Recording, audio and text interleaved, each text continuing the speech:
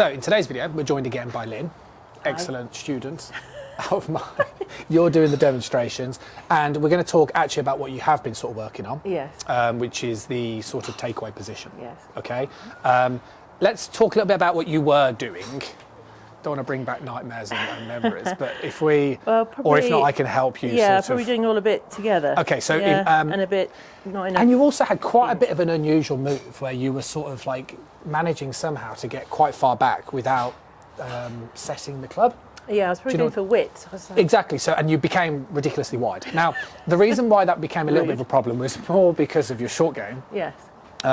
Because obviously when we're doing the short game, we don't necessarily want too wide a swing, because then you can't kind of hit down on it. So we just sort of brought it back to simple, but it also helps the sequence, which is what we're getting into in today's video. So first movement, what we're looking for is three things from my perspective. Okay. Number one is the wrist hinge. Perfectly demonstrated. All you need to do with the wrist hinge is you basically just need to realign the club shaft and the left arm. Perfect. Okay, and what I mean by that is from the beginning, you see, the club is not in line with the left arm. It points more towards the centre line of your body, which is correct. But we want to get the left arm and the shaft in line, and that's why I would suggest just do a little bit of wrist hinge quite early. The other benefit of wrist hinge is it opens the face. And maybe not in today's video, but you do need to have a feeling of hitting it with an open face in the golf swing. You don't want to kind of do this to hit the ball, basically. Happy with that bit? Yes, got it. What should then happen from this stage is the important thing about backswing is what's known as separation. So you want to make sure it's more upper body than lower body. Perfect. Okay, so what I mean by that is, Lynn, show me if you turn your lower body, start from the beginning for me. Turn your lower as much as your upper. Exactly. And golfers that have tendencies to stand up in the golf swing, that's because you're moving like that. Yes. Okay, so as opposed to what Lynn's demonstrating, which is the correct move of more upper body. Very good. Yeah, let me, very good, go on. Let me show I'll do the rubbish moves. You can do the good moves. So if I demonstrate what you shouldn't be doing, which is allowing the lower body to turn at the same degree as your upper body, then what will happen is even if you try with all your might to keep your head still, your head will move, okay, like so.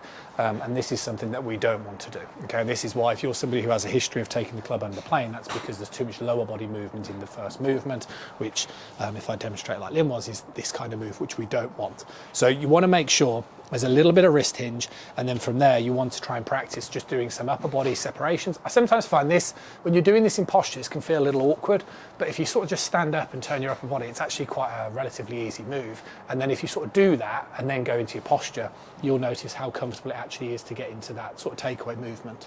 Yes. The last little bit is the right arm just being allowed to fold. Okay, so this is a key thing that I have been trying to encourage Lynn to do. Exactly. Oh my God, I know you got decapitated. So what we don't want is the right arm to be too straight, because if the right arm is too straight, then what happens is you're basically going to close the club. And then you're going to have to, because then the argument would be, well, you could do that here and then you could open it at the top. But if I'm honest with you, there's no point. You might as well do it here. And the reason why is because, one, that's now a really good position to chip and pitch from. Yeah. And two, from there, all you've got to do is lift your arms a little bit as you turn. And you're in a really good position. And the big thing that you don't want to do, which that's the perfect, what you don't want to do in the golf swing is let your hands get too close to you, because then your right arm gets stuck and you can't release.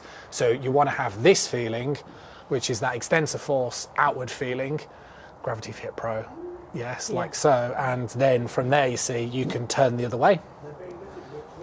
And then you can be nice and wide this position. Okay, so that is absolutely key. If I can just, yes, here. Oh yeah, sorry Lynn, yeah. So it's here. And then what I'm basically saying is once you've got to this position, you can get the sense that your hands and arms are always applying like that amount of force outward as you turn, and that will get you into a really nice backswing position. And then from there, you'll find it much easier to deliver the club in the downswing.